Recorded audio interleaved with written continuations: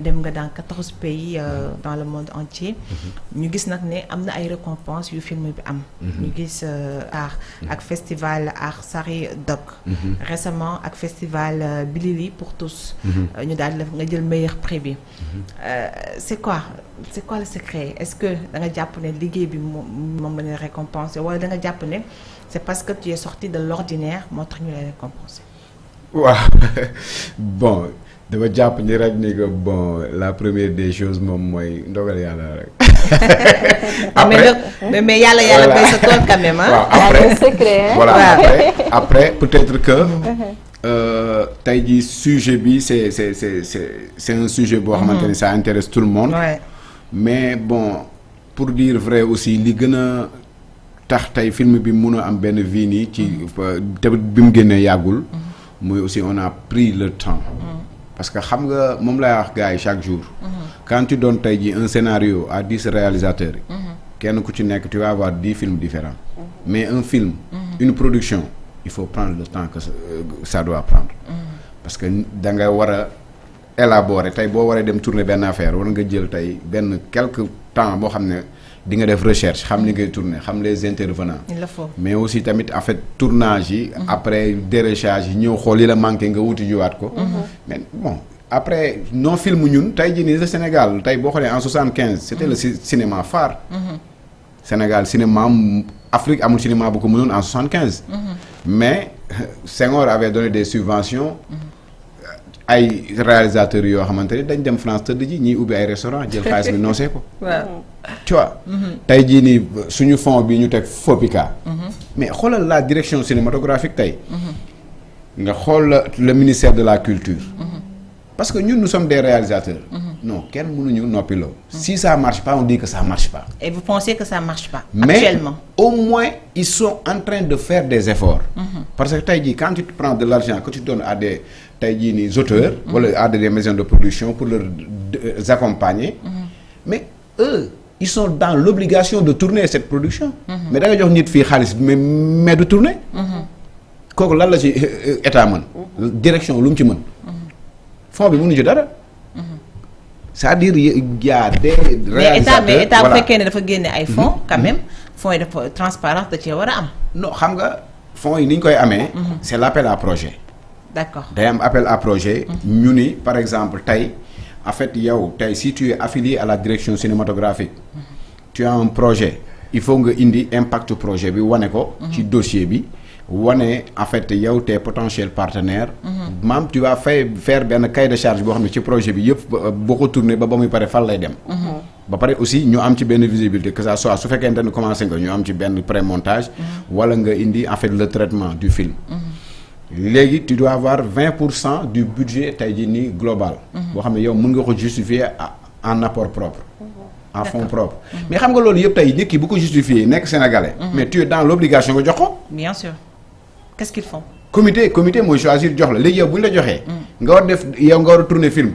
mais tourner wu film bi léegi lan lañ ci mën. am na ñu koy def. mais beaucoup de gens mais beaucoup de réalisateurs ils le font. dañuy ñëw indi dossier. complet ñu jox leen xaalis bi mais tey boo demee direction cinématographique. waaw am na fa ñu bëri ñoo xam ne direction dina leen toppee loolu. parce que gars yi tamit du ñu jël xaalis contribuable jox la am na ay poursuites après. ah ouais bu njëkk ba peut-être daawul am mais nii képp koo xamante ne jox nañ la xaalis tourné woo peut-être fi nga toogaat yaa ngi koy defaraat bu baax parce que xam nga ne gars yi dañuy dal sa kaw parce que c'est pas normal aussi. donc cela veut dire qu'il y a des audits. ci kii bi ci fond bi. waaw non mais évidemment kooku moom c'est clair que ni. buñ la joxee xaalis te defloo film. tu vas devoir rembourser les fonds. d'accord intégralement ñu jox ko ñeneen ñu ko soxla. parce que. et à peu près ñaata la ñuy dégager comme budget pour teg ko pour quand même képp koo xam ne am na projet pour tourner film. non xam nga par exemple le fonds. chaque année année yi passée c'était 2 milliards. mais 2 milliards yi boo xoolee du rek les films. tey le fonds accompagne par exemple les festivals. le fonds accompagne la budget de fonctionnement aussi. du fonds et puis li ñuy jël en compte mooy xam nga boo déggee 2 milliards ci film noonu dafa grave te 2 milliards benn film rek mën na ko lekk. ah ouais ah ouais benn film rek mën na lekk 2 milliards. Après aussi quand tu signes des conventions. c'est des conventions yoo xamante ni tey jii man comme par exemple su ma jëlee sama exemple. j'ai reçu tey jii nii benn montant yaa xaw ma ñaata année. tey sama film maa ngi ko pare nii. mais bi ma demee déposer ko donc 2 milliards yooyu ñu voté pour 2024 même man bu fekkente ne admettons si loolu lañ ma fay. mais année d'exercice bi passé na. passé na effectivement voilà donc moo tax c'est compliqué quoi. D'accord. C'est compliqué. Alors je rappelle que vous êtes auteur, réalisateur. Et producteur sénégalais. ñu gis nag monsieur Brahms que ni ici au Sénégal série yu bëri nañ. Parfois sax dañuy dem bay maintenant dayoo gi film série amoon amatu ko. parce que léegi soit dañuy wane ay scènes yoo xam ne nii duñ ko rafetlu. wala ngay dégg ay saaga ci biir. wala mu nekk série yoo xam ne du jàngale daa mu mel ni liggéey bi dañ ko bâclé. qu'est-ce qui a changé ba tax yéen léegi seen secteur bi quand même mu mel ni genre mun naa wax marché. Les mentalités mais d'une manière boo xamante ne nag c'est devenu péjoratif. xam nga man comme je dis à part Moussa Sène Absa amul ku ma njëkk def série. sama série yi ma njëkk génne ci suma génération 2011 laa génne min na Ndakaaru boo duggee YouTube bi tey di nga ko gis. xam nga chance bi ñu am ñun. mooy avant ñuy dugg ci cinéma dañu def théâtre populaire. waaw bu njëkk bi ñuy xale ñu daan gis ay Daniel Sorano ak yooyu. voilà et puis da ngay gis yow. ay théâtre yoo xamante ne da ngay gis ay daaray Kocc gis ay yii gis ay yii gis ay yii. donc am na ay valeurs yoo am parce que ñooñu dañ doon véhiculer ay messages yoo xamante ne day am fonction ludique et didactique. tey éducation bi ngay am noonu seen kër. am na leen loo xam ne jamono jii nii. yow boo toogoon nag léegi sa doom moom ñeme na ko wax te yow ñeme woo ko wax. parce que c'est une question de liberté. Ouais. man dama soo sama doom li mu ñoomee wax ak man ñoo ma ko wax sama papa. dëgg la y a trop de liberté quand même. voilà y a trop de liberté. même parfois ci rôle yi sax. voilà y a trop de liberté et puis. xam nga li gën a garaaw moom mooy que ni dafa am benn phase bu ñu jógee yegg ci beneen phase mu nekk loo xamante ni gagné nañ ko. tey quelques années ci ginnaaw da nga doon gis novelas yi ak maire yi ñëpp dañ ko doon seetaan même bu fekkente ni dégguñu lu ñuy wax sax dinañ ñëw toog seetaan ko. ñu dem di xeex ba nga xamante ne tey jii ni production sénégalaise yi tey jii ni dugg na tey ci suñu chaîne alhamdulilah. mais nag il faut ñu orienter ko. il faut que gars yi gën a taxaw wan gars yi ni que non c'est-à-dire du lépp loo leen produire rek ñu bàyyi mu jàll. parce que tamit gis nga boo jiitee. da ngay am fulaay bu nit nekkul ci yoon nga teg ko ci yoon. dëgg la. man koor gi bi ma koy def à chaque fois mi ne Ndakaaru boo xoolee épisode bu nekk dañ doon jël benn thème. dañuy jël thème par exemple violence faite aux femmes def alphabétisation parce que dama man du ma tourner mukk. même bu dee 100 épisode benn bu ne il faut mu jàngale dara. parfois nga seetaan film ba mu jeex doo ci jàng dara. non man du ma seetaan film yi. yi nii. du ma seetaan benn. pourquoi. non mais parce que je vois que su ma seetaanee sama xol day tàng. mais kon doo mën a corriger doo mën a relever les failles hein. non xam nga par exemple le problème qui se pose ñun. amoon nañu tey benn retenue. man tey ay tout l'or du monde. bu fekkente ni da nga ma fay xaalis bu toll pour sama production mu am saaga wala yenn tey jii nii en fait colin yi. non duma d'accord. est-ce que moo tax. voilà tey ñaari maison de production rek la ñuy gën a dégg. waaw je veux pas faire leur publicité mais ñaar ñu rek. waaw non xam nga bon comme je dis c'est des frères. je respecte ce qu'ils font. après léegi c'est une question d'orientation. nit ñi tey dañuy ñëw xam nga par exemple Sénégal dañ naan par exemple léegi da ngay taxaw fii léegi li ma sam benn grand di wax bi ma yeggee Amérique dama yaakaar ne amoon na benn Amérique bu bokkul ak bi ñu mayoon télévision bi. France tey lu mu garaaw tey doo gis jigéen buy dox instant gis yaramam nekk ci biti wala comme Sénégal ni ñu koy defee non ci télé nga koy gis boo fi yeggee doo ko gis. ce qui veut dire que ñoom cinéma lañ ñuy naxee ñun. pour yàq suñu ay jeunes. mais léegi yow mi nga xamante ne yaay réalisateur bi. yow mi nga xam ne yow yaay producteur bi. film bi seen responsabilité la. su fekkente ni mënuloo travail sa contenu à fond ba nga xamante ne tey li ngay présenter nit ki. mais mënoo génne film à la coulée àll ba mu neex ñëpp. c'est pas possible. mais il n'aime pas l'originalité. Voilà. En quelque sorte parce que booy seeti ñoom daaray ko ci dañ doon copier ci ñi nga xamante ne ni peut-être ñoom ñoo fi nekkoon mais ñun on préfère copier ci ñi nga xamante ne ni ñoom ñooy waa tugal yi. voilà mais booy copier nag ko copier lu baax. parce que tey jii nii en fait xam nga li gën a graaw xam nga sax pour réalisateur wala tey jii nii en fait un producteur c'est moins méchant. mais yow mi joué rôle bi. da lay rattraper après mais da ngay may doom. bu dee góor c'est moins méchant mais jigéen. te li ma gis yëpp après problème yëpp ci jigéen ñi. lay këpp quoi. comprendre nga. mais est-ce que du yéen aussi am ngeen si part de responsabilité. non yéen réalisateur parce que quand même dañuy gis sax léegi au Sénégal film yi dañuy privilégier ay professionnels mais da nga rafet. casting bi rek da nga sexy xam nga. wala ñu ciy dégg sax parfois ñu naan ay dafay am ñu koy sax promotion canapé da ciy am. dafa am fooy jaar pour ñu mën la jël est-ce que tamit yéen soit da ngeen am ñu leen infiltrer wala mbir mi c'est quoi. yéen am ngeen ci part de responsabilité. waaw mais am nañ ci part de responsabilité moi je crois que li gars yi naan kii si jour sax employé le mot dama naan assise du cinéma et de l'audiovisuel la ñu war a def. kon fépp la ñu war a def assise Sénégal yaramu mag la. waaw féppay métti waaw. Amina. ma fàttali suñu téléspectateurs yi dañu war a dem taxaw seetlu ak suñu invité après. effectivement d'accord. mais loolu lu am importance la xam nga lu tax. mais je pense que ni tey. xam nga lan mooy le problème tey le réalisateur. dafa am li ñu naan des films d'auteur. oui. am loo xamante ni en fait nekkul film d'auteur. tey bu fekkente ne un film d'auteur la. le réalisateur moom mën na ñëw bind scénario am. après monter équipe am tourner bu boobaa moom lay responsable ci moom lay nekk. tey sama film man kenn du ñëw naan ma nii ak nii laa koy defee parce que maa jël sama xaalis. mais tey réalisateur yooyu yu bëri yu nekk ci maison de production wala yu nekk fii mais dañ leen di fay. ok. donc ñoom scénario pare na dem nañu jël ay nit. gars yi dañuy ñëw teg. tourner après pare nañ ci. d'accord donc loolu c'est pas de leur responsabilité. d'accord. c'est pas de leur responsabilité xëy na tamit gars yi yu ci bëri dañ koy def pour film bi jar. système marketing la. comprendre après ça se comprend. parce que pour ñoom. marketing la l'aspect pécuniaire xaalis bi moo leen kii quoi. waaw dañ naan bu ñu naree jaar tey jii nii en fait Presse Afrique war a fay benn quelques millions day métti xaar ñu def benn affaire boo xamante ni bu ñu xëyee sax gars yi wax ko. comme ça après gars yi daw seetaan bi am le nombre de vues. c'est devenu un business. xam nga c'est malheureux. est-ce que tamit le buzz ça rime réellement ak li nga xamante ne ni moom moo nekkoon l'essence de ces films de ces séries. ah non mais léegi. 90% des productions au niveau international c'est du business. nekkatul tey nekkatul pour yedd de gars yi tu crois après du temps ñun dañ lay yedd ak non xaalis yi wut. on va terminer juste cette dernière question Koura moom monsieur Brahms moom aussi moom moo war a représenter wala yow lañu nommé délégué général du Festival international du film Espoir des droits de l'homme au Sénégal. donc festival bi Afrique mën naa ne 16 pays li nga xam ne nii moom la war a regrouper fii Sénégal yow rek yaa fa war a dem. non c'est-à-dire festival bi. c'est un festival boo xamante ni dafa présent ci 16 pays. d'accord. donc am na France am na Belgique am na yeneen dëkk yu bëri donc présent na ci 16 pays. léegi festival des droits humains la donc c'est un très grand festival. boo xamante ne nag léegi en fait gars yi dañuy nekk di étendre pour def ko ci yeneen dëkk.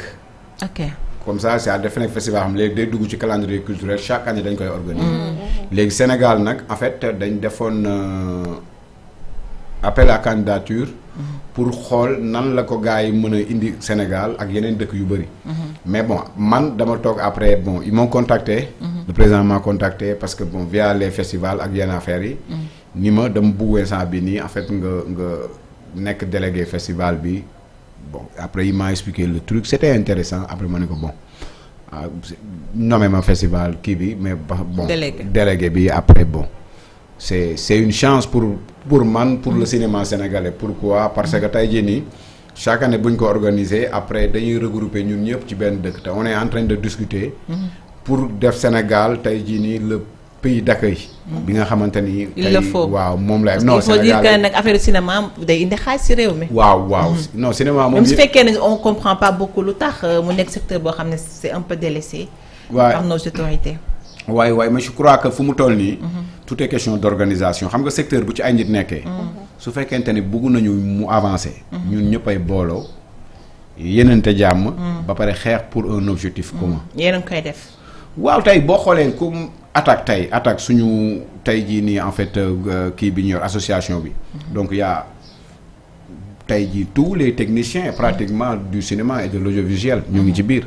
et puis gars yi ñu waxtaan gars yi ñu discuter pour améliorer les conditions de vie gars yi ñuy teg yenn affaires yu bëri. parce que en fait une fois que comme li ma ne comme bu ñu boolee rek. dinañu mën a produire lu bëri mais xam nga li gën a garaaw nag tamit. mooy su amee ay 50,000 associations. comme ni ñu ko gisee ci yeneen secteur. voilà après mais nag contrairement ci cinéma c'est différent parce que cinéma tey gars yi ñiy tourner. xam nañu. par exemple ñi kenn ku ne xam nga yow ban niveau nga nekk. ce qui veut dire que ni bon y a de ces choses yoo xamante ni dinañ ko mën a organiser mais da ngay génn booy dañuy génn léegi gis benn booy yor benn caméra ñu réalisateur la.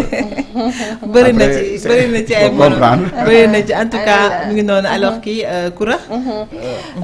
donc xam naa dañ koy jaajëfal pour le moment ci première partie bi deuxième partie bi dañ ciy ànd ak taxaw seetlu et c'est tout de suite.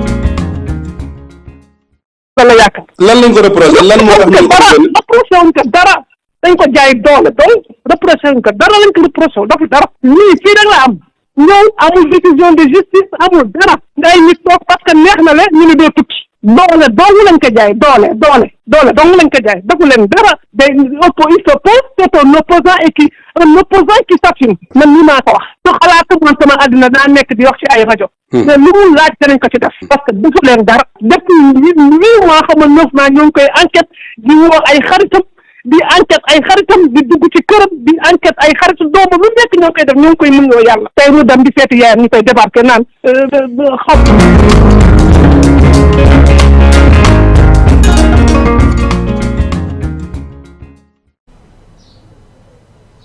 alors mi ngoog loolee nag mooy ki fi nekkoon première dame Marème Faye Sall ngeen ko doon dégg muy addu ginnaaw bi ñu teree frère am boobu di Mansour Faye mu génn le territoire sénégalais alors monsieur Mbaye suñuy wax migration vous nous parlez d'un migrant d'un destin d'un migrant alors migrant quelqu'un qui quitte d'un lieu pour un autre. Alors donc tey Mansour Faye il peut être conçu comme un migrant nga dégg li nga xamante ne nii pour une première dame boo xamante ne dem ñëw di wax ci média yi di fustiger li nga xamante ne nii moom mooy benn décision bu jóg ban jàngat nga ci def. waaw mais comme je dis man li ma mën a remarquer moom mooy que ni gis nga su benn parti bu gën a mag ci peuple bi choisir élire kenn jox ko tey tous les pouvoirs après en fait il faut nga bàyyi ko ak libre arbitre am moom tout en sachant que ni majorité ñoom ñoo ko kii nit nag injustice baaxul fenn ci àddina mais man ba fait mosuma voté pour Macky Sall bii passé tamit voté wu pour être clair.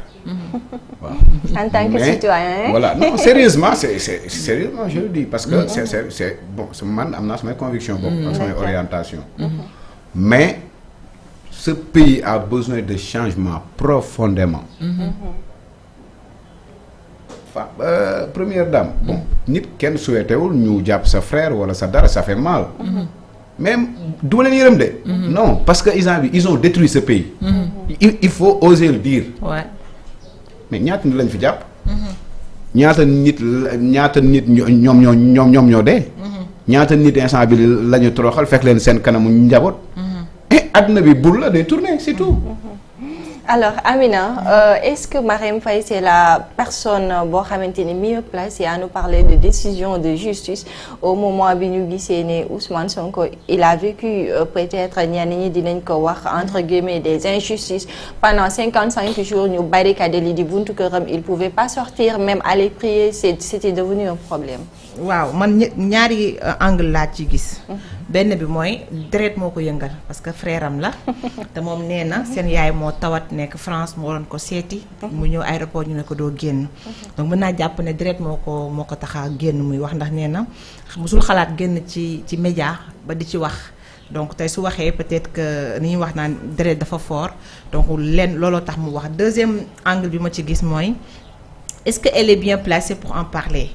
man damay jàpp ne ab première dame titre la rek amaana jëkkëram moo nekkoon président mu nekk ci wetam amaana tey même su fekkee ni daan nañu wax ne Macky Sall du jël benn décision te Marème voilà te Marème du ko consulter ba pare mais ak lu mu mënti demee tëbuñu tëb ne ko doo génn territoire national bi mesure conservatoire la même su fekkee ne génnewuñu tey un soit transmis ne kat diw ak diw dañ leen jàpp wala diw ak diw bu ñu génn territoire bi mais on sait que ni actuellement ñu ngi si lancé reddition des comptes te képp koo xam ne tudd nañ la si wala képp koo xam ne amoon nga ay ndombay tànk man jàpp naa ne waroo bouger tant que lii nga xam ne Sénégal lancé na ko muy reddition des comptes avec le pôle judiciaire financier waroo génn territoire bi parce que mën nga fa jaaree daw te Mansour Faye il faut le dire du tudd nañ ko fi lu bëri non seulement benn bi mooy Covid bi ak noonu 1000 milliards mais beneen bi mooy li nga xam ne mooy contrat Suez nga xam ne jël suñu ndox bi jox ko ay français donc yooyu yëpp tudd nañ ko ci te leeragul et d'après des informations yoo xamante ne jot nañ ko ñu ngi naan ñu mbirum foncier aussi lañ ko toppee waaw mbirum foncier parce que dañuy wax ñu si bëri foncier bi moom ñi nekkoon ci gouvernement bi ñu génn ñoom ñëpp tudd nañ leen ci donc quel que soit Alpha justice mooy liggéey ñoom ñoo taxaw lancé muy gouvernement bu bees bi ñoo taxaw lancé que ni dañuy def reddition des comptes et képp koo xam ne mës nañ la takkal nombre tànk di nga ñëw rendre compte donc fekkee ne sa angle boobu lañ ko jël man jàpp naa warul génn territoire parce que on est dans un travail bi nga xam ne pareegul te aussi soit mesure conservatoire la du moom dong lañ ko fi tere gis nañ fi ñu si bëri ñoo xam ne doon nañ jéem a génn ñu tere leen ko donc nag pourquoi Jean et pas Paul donc fekkee ne ñii fi ñëw dañ ne dañuy tëddee njaaxaanaay képp koo xam ne rek mës nga fi nekk ministre wala DG man jàpp naa ne waruñu la bàyyi nga génn réew mi monsieur Mbaye yaa ngi dégg Aminata mi ngi naan peut-être deret moom moo ko yëkkati est-ce que aussi fii deret am na fi yoon non mais xam nga bon c'est compréhensible parce que tey jii nii xam nga nit fii ak laalu ñu lu la jege yow doo ko sentir ñañ doon laal ñoom aussi dañu am ay parents dañu am ay parents donc c'est compréhensible que qu'elle puisse avoir cette réaction mais ça ne résout pas le problème parce que par A ou B ils vont rendre des comptes effectivement ils vont rendre compte alors mu mel ni suñu invité fii la ñuy ndax keppe ak moom lii di waxtaan wi kontaanoon nañ de waaw vraiment maa leen gën a kontaan fuuf bon di joxe information bu mujj bi di wax que aussi ce film va représenter le Sénégal et l'Afrique à Nice ce 28 bii nii waaw le 28 au festival printemps des migrants bon waaw dans la moom laa ne coono du réer boromam. waaw 11 ans c'est long. macha allah quand même les retombées sont là. non mais amul xaalis de. non mais je parle pas d'argent voilà. mais ñu jëmmal la. waaw sa liggéey ñu nangu ko. ba jox la prix loolu quand même c'est pas quelque chose de petit hein. bon mu ngi noonu waaw. ñàkk jaruñu en fait. waaw di xaar nag xaalis bi waaw di xaar xaalis bi xëy na instant bi bu journaliste yi waxee rek yéen boo leen waxee rek xaalis bi génn. ah il le faut quand même. mu ngi noonu il le faut. waaw en tout cas merci je vous remercie ci invitation bi. et que vraiment ak seen professionnalisme comme je dis keroog bi ma xoolee. mun naa ni que bi prix bi génnee. yéen sax yéen a ko njëkk a yëg parce que yéen laa njëkk yéen ak benn laa gis ngeen publier ko ñaari chaîne ma ne non ça se voit que ni bon vous êtes en train de faire liggéey bu rafet quoi. vraiment pas seulement la politique ici hein. voilà non mais je sais vraiment.